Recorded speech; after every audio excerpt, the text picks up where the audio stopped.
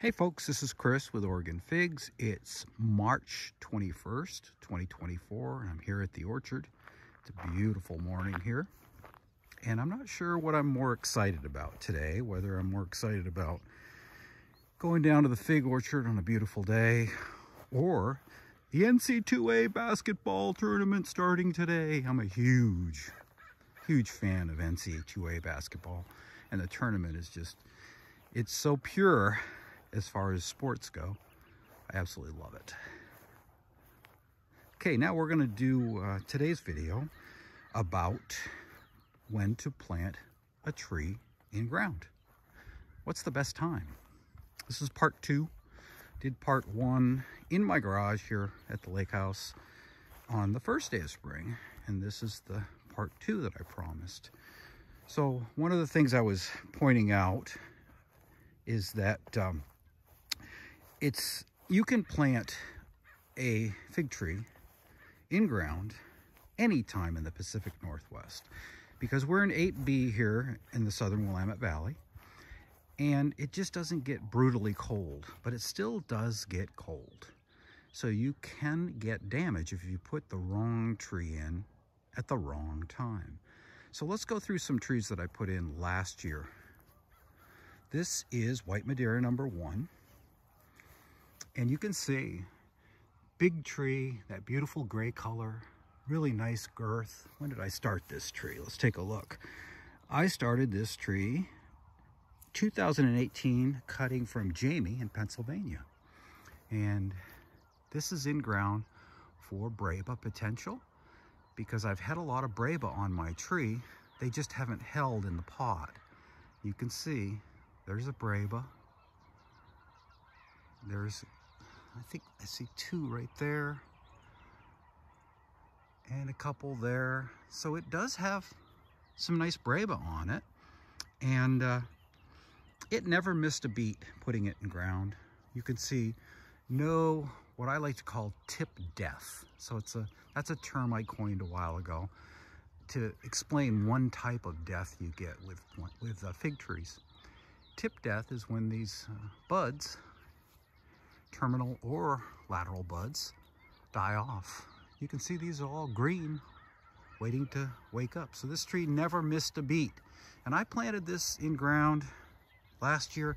Oh gosh, I think it was February, might have been March, but it was before spring, and it didn't miss a beat. Here's a tree I moved last year, dug it up, and I cut some serious roots off of it to move it because it had been in ground for a while. It was just too close to my other trees. And you can see the buds, they don't look as good, right?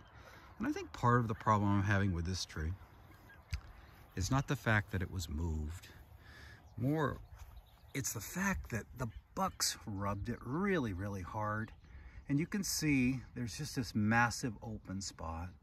There's still enough growth around that to feed the tree, but it definitely hampers the tree having that. So I've contemplated actually taking it out, because I've got another crows that needs to go in, and I've had really good luck with crows, and I just put one in and it did well. Here's another one I moved. So once again, you've got that large caliper growth. This is a BGM, Black Greek Marius. You can see that bud looks nice. Hasn't opened up yet. It's a little bit behind my White Madeira number 1, and it might be because it was moved as well. But no tip death at all on this tree. Bigger tree, larger caliper, really well lignified. Here's another tree that I put in last year. Sun's coming up. Beautiful morning here. I don't know if you can hear in the distance the geese. The geese have come to the lake, and they're talking along with the ravens. So this is, let's see. Okay, this is Ischia Black, and I put this in ground last year as well, about the same time as I put that White Madeira number 1 in ground. I grew this out quite a while in a pot. This was a cutting from Harvey back in 2019. So once again, the same situation with great girth, beautiful gray lignified growth and breaking bud, breaking and breaking. No tip death. Didn't miss a beat. Put it in similar time, I believe it was either February or March last year. It's another tree. This was grown in a pot by my buddy Eric at Lofton Arts, his channel. He's outside of Salem. This is a Codedama Blanca Negra. I got it from him in 2022, but he'd been growing it for a while, so I'm not sure of the actual age of the tree. But when he gave it to me, it already had nice girth and that beautiful, that gray color that we all love. Lignified to perfection. And it is, there's a theme here, breaking bud. Okay, no tip death. Now here's the one tree that is an older tree that has issues. And when I planted this tree, and let's see how old the tree is. Okay, this came from Will's, it's Planera in 2019. When I planted this tree, this was a side hill right here, and it washed out. And I've brought in a few yards of material since then. And anyways, it washed out and exposed all the roots, and it really stressed the plant. And it had really strange growth. It never lignified. And what has happened, and I think it relates right back to all those roots getting fried early on, is it has just struggling. I think it actually has to come out. It's got these cracks all the way up. You can see down there, it's totally open. So this is my only older tree that has continually done a poor job of lignifying. And you can see right here, this is one little section that didn't lignify. Here's another one, a section that did not lignify, and the rest of it looked like it lignified fine, right? So I don't know what I'm gonna do with this tree. I think this tree is more or less doomed. I really and truly do. We're gonna walk through the older trees that have been in ground, and I'll just make a notation of what's going on. This is Campaniere. Nice, beautiful tree. No tip death. It's been in ground for a while. When did I grow this? Let's see. I started this from a cutting, and I started this in 2019. Beautiful specimen. Let's go down to Corky's Honey Delight. Actually, nice big lignified tree. I did have a problem with it, and I still have a problem with it. This section right here has opened up. I just didn't want to cut it right there because I knew all this growth on these two sections would give me Breba. So I still have to determine what I'm going to do with this tree. So far, I tested it last year. It sure seems a whole lot like Desert King. And if it doesn't hold Maine, I think it might be Desert King. This is by Pharaoh Zeus, a tree that I had a hard time growing. A lot of FMV in the beginning. And I think this is the year the tree is finally coming into its own. So let's see when this was created. I created this from a cutting 2020 from Jenny. It was gifted. Thank you, Jenny. Lots of nice growth. No tip death. I think we've got a few Breba on this one. So, you know, I'm doing an experiment with this one to see if it'll hold the Breba. And when it has held Breba, they've been fantastic. Brown Sugar Crunch, I've taken a few off the top, and I've actually gifted those to Mike Kincaid. And he has a great YouTube channel as well. And those are the ones that I gifted to him, just to keep the height down a little bit with it. No tip death whatsoever. This was another gifted cutting. There is a theme here. I like to share, and people seem to like to share back. This was from Chris back east in 2019. My DK has been in the ground for a while. I planted this in 2017. And I love this whole arrangement with the suckers. First, I didn't like it. I thought it was unsightly. It is a fantastic way to grow Desert King because you can, through a series of thinning cuts, you can keep the height to a minimum and keep harvesting a lot of figs at a height where you don't need to get up on a ladder. I will be doing a video about that shortly, of how to prune it, and I think really a good way to grow it. This is my long Diute. This came from my buddy Derek. Another theme here, sharing. I love sharing cuttings with people, and then they share them back, and that's one of the really neat things about growing figs. This was 2020 I started this cutting. No, take it back. Derek started it and gave me a little tree. So I've taken a couple cuttings off the top because it's starting to get high, and I think those went up to Mike Kincaid as well. So Mike, you better grow this one out. This one screams your location up in Washington State. Let's go down the hill, and now we're gonna still look at trees that I've moved and put in ground last year. This is LSU Huye, and some people call it Hollier. Pretty nice tree, nicely lignified. It's slowly breaking bud, and no tip death whatsoever, but I put it in as a pretty good sized tree. Now we're gonna go up the hill. Gorgeous day today. Glad to have you along.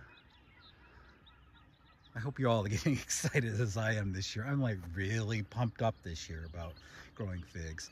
So I'll give you a little quick story on this. This is my Lampiera Preta. It had died back to the ground. Put it in a pot, dug it up and moved it, put it in a pot, and put it in, and it grew a single stem, and just didn't lignify that well, and I believe it's dead again. So this is that whole thing about putting a tree in that's either small to the ground because it's been rejuvenation pruned, without any good caliper, and a young tree, and it's just exposed to the weather out here because the lake is down there and the wind comes up this hill. And between the wind, the moisture, and our cool temperatures in the winter, if you've got a tree with a lot of green on it, it doesn't stand much of a chance. Now, if you're growing in a backyard up against a house and have a little protected microclimate, that changes everything. But these trees here, they're out here fending for themselves. Okay, this is a tree that I just put in. I put this in this winter, and it's Blava Flor. I got this cutting from Big Bill. Shout out to Big Bill in Pennsylvania in 2022. And I put it in pretty fast because it really grew well, lignified well, and no tip death. So this is a success story here. But part of the reason this is a success story is because this spent most of the winter in my garage here, the lake. I didn't want to put it in early. So I grew it out another year in a pot and put it in the wintertime, which is a terrible time to plant.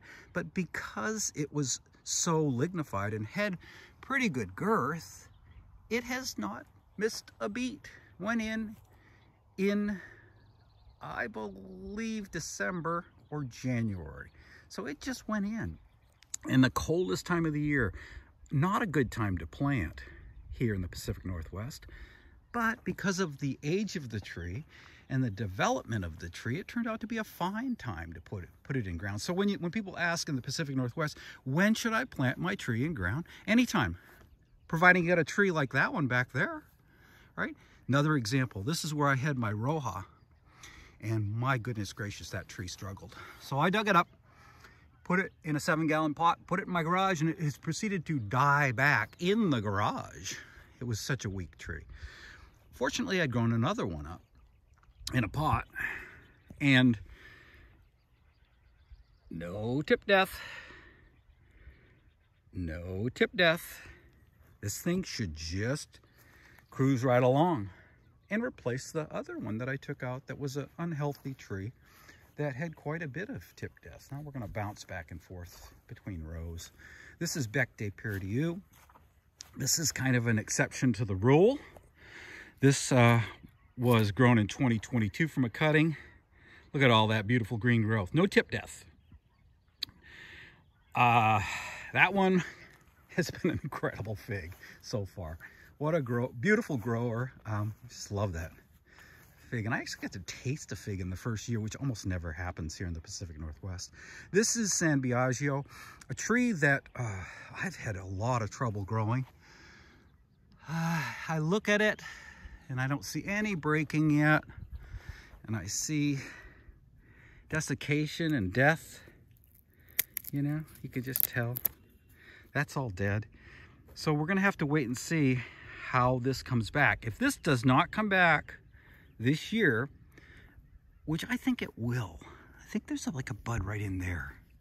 Let's see if I can get in on it. It's hard to see it. Got poor lighting as well. Let's see if I can get in there and show it to you. It's not gonna really cooperate.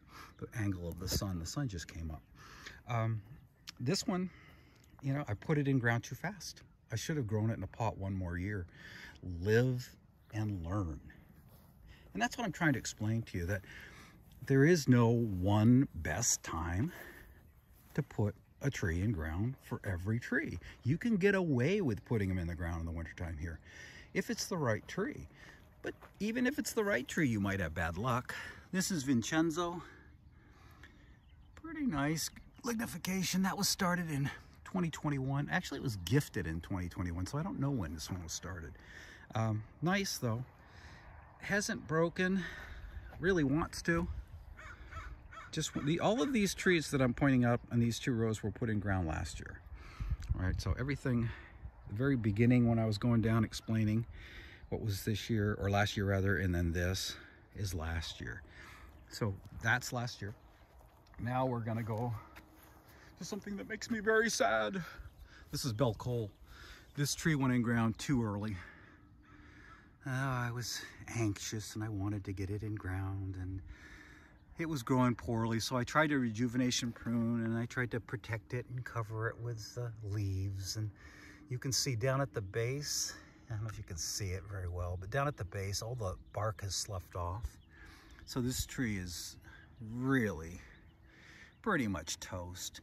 So for us to do a rejuvenation prune, we're gonna be faced with growth that year that's not gonna have a lot of caliper, and it's not gonna have good growth that's lignified. It's gonna have a big chance of just dying off. So rejuvenation pruning in ground, unless it's an established tree that's got a huge root system that's been there for a while, it's a crapshoot. It's a total crapshoot. Well, if you rejuvenation prune in a pot, you have much better results because you can control things so much better. And it's not as cold. You can put it in a little microclimate. Oop, neighbors' dogs are out. They're always happy to see me. But Sasha isn't here today, so they'll be sad. This is Verdolino. Nicely lignified. This one had issues last year and looks great. You can see no tip death on this one, and it's looking good. So let's go up to Green Minchurinska.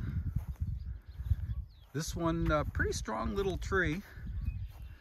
Look at that. It really wants to break bud. Right there, you can see a Breba there to the left. So this one, down, look at the tag. This I started from a cutting in 2021. So that's looking very good. Bigger tree, not a really tiny tree. This one is super disappointing. You're gonna hear me whine a little bit now. This is Des Beaux from Ponds. I started this from a cutting in 2022. It grew like crazy. Didn't lignify very well. That's all dead. That's all dead.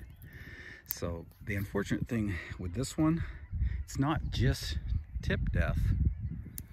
This may be death to the ground on this one. You can see how black it is, kind of shriveling. And then you go down to the base and you can see where it's lost the bark. So to be intelligent this year, what I will do is take this tree out. I'll cut it, totally rejuvenation prune it at the base, put it back in a pot, and have to regrow it. And this one I thought was fine. I was a little surprised in a kind of a negative way on that one.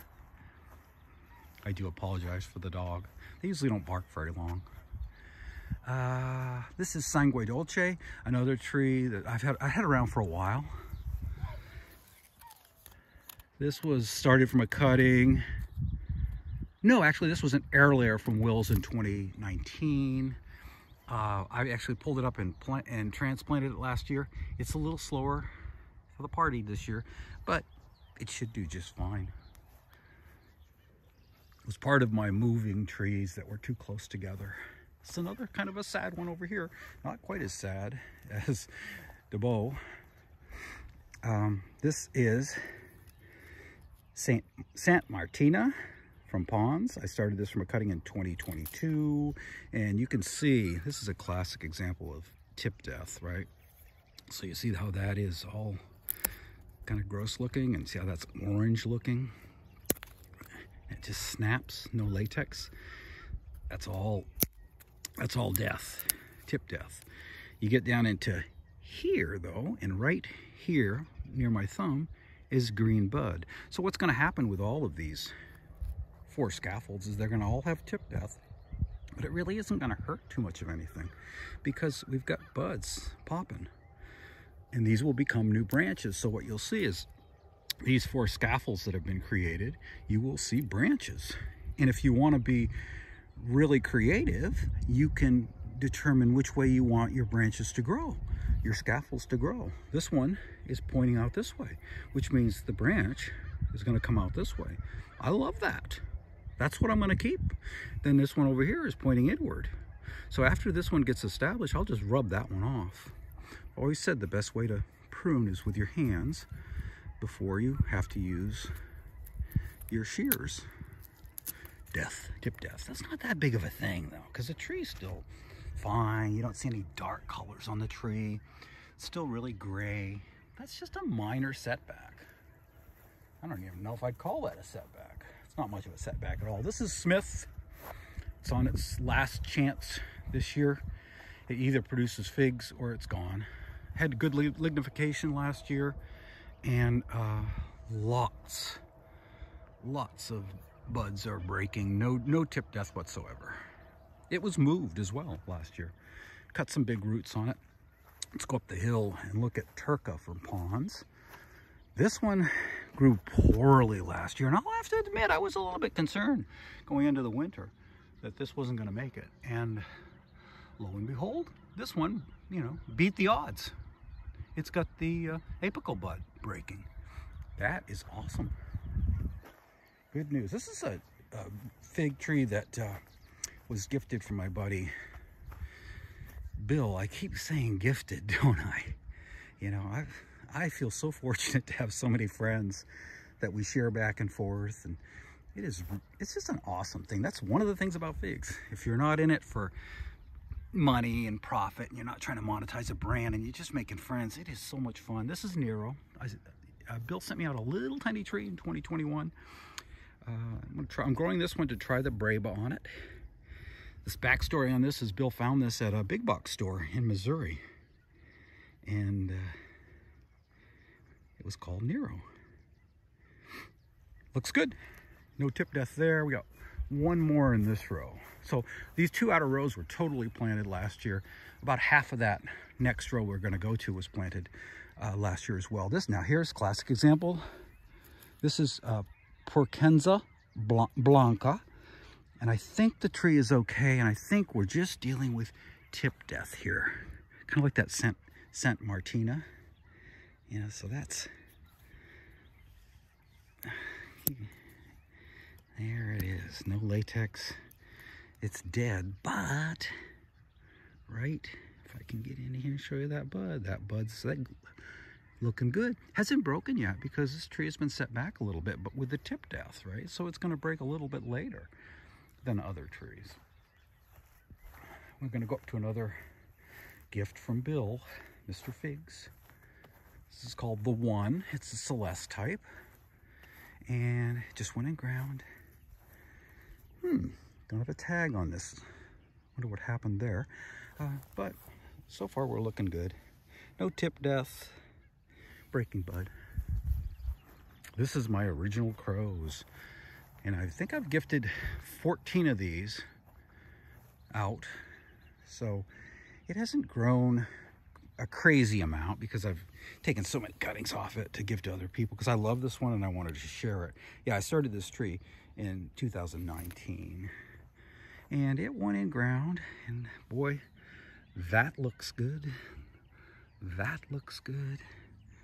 No tip death, looking good. This one here might have the very tip dying off, but right there, there's a good looking bud right there. So no real setbacks on this one. Here's a tree that I grew out for quite some time. Really vigorous grower. This is Tia Pena. This comes from Brian Melton. I started this a while ago, 2020. So I've put this in ground for potential Breba. And I put this in ground last year in the winter. Once again, look at the diameter girth. That has a little different color because I think I've painted this one with IV Organics to protect the base from the sun. But I've put this in ground for potential Breba. The main crop ripens way too late for us here, but the main crop is supposed to be fantastic. I've never had it, but this is why it went in ground, those little Breba. And last year I put it in ground and it kind of struggled a little bit. It had drooping leaves, and I think overwintering and the way it's breaking, I think this year it's gonna just take off and then get some good growth this year, which would lead to more Breba for next year. So this is an experimental tree for me. Didn't miss a beat. Here's Grantham's Royal. Do I see the song? I don't see the tag on this one. I know this came from Eric outside of Salem. And no tip death. I think I see some Brebas there. So that's encouraging. Just went in ground. Now here's something that I think I'm going to lose. This is Texas Peach. And what I've noticed about the Celeste types is they just don't seem to be cold hardy for me. Now I have a small sample size at this point, but they don't seem really to be early enough to ripen for me, which could just be a function of that I haven't had a really good tree in the ground. But you know, you're looking at, we don't have tip death here, but what we have is the tree has turned really black. And if you look down there at the base, about 2 inches off of the ground, you see those little specks and spots. I think I'm going to lose this tree, which honestly, for me, isn't really a great loss because the Celeste type figs seem to ripen. I have ripened figs off of this. They seem to ripen more mid-season for us, and maybe early mid, but more mid-season. And in ground, that means they're going to ripen really late, and they're very, very small. I just don't think the Celeste types are going to be the best choice for us. Here's another tree that was awesome in a pot. I loved it. The tree itself is phenomenal. No tip death, incredible growth. It puts on a ton of Breba and drops them all. LSU Tiger. I started this from a cutting in 2019. Tree looks great. It just won't give me reliable figs. I don't know why. Once again, it has Celeste in the parentage, and maybe that's part of it. Maybe the Celeste trees, and I'm just speculating here, but maybe the Celeste trees, because they're really a southern tree, maybe they need more nighttime temperatures that are warmer, and maybe they need a longer growing season than what we really have here. I don't know for certain at this point, but they haven't really worked that well for me. So let's just walk over and see the garden. I want to show you one other thing. It's non-fig related, so those that don't want to watch something that's non-fig related, you could tune out now. But please subscribe and give me a thumbs up. I always appreciate that. A couple things. Let's look at the persimmon. Haven't had a crop off this yet. And boy, it's covered with buds this year. It's Nikita's gift. And the dogs are over there crying, saying, come give me some attention. And Sasha usually goes over and talks to them. She's not here, so they're just sad right now. This is my my peach tree. It's frost peach, and beautiful pink. Boy, that's gorgeous. So this year I took this huge center branch that fell and broke off rather last year because it had too many peaches on it. I took that out, and I'll paint that this year. And I took and really cut it back hard, brought it down, brought it in. So I'm gonna have less peaches this year, and that could be a good thing, because this tree just produces too many peaches and it breaks, and it's just frustrating. So anyways, that's the walk around, and that's my discussion on planting in ground. And I think there are some things that are really specific to the Pacific Northwest, but I also think there are some things that might be good for all growers. I think letting your tree grow out to get a little more size on it, more girth, more lignification before putting it in ground is a good idea. So as you can see, Anne's got the onions in ground. I see peas coming up over there. The garlic is looking awesome. That's the bigger stuff over there. But let's buzz over and look at the peas.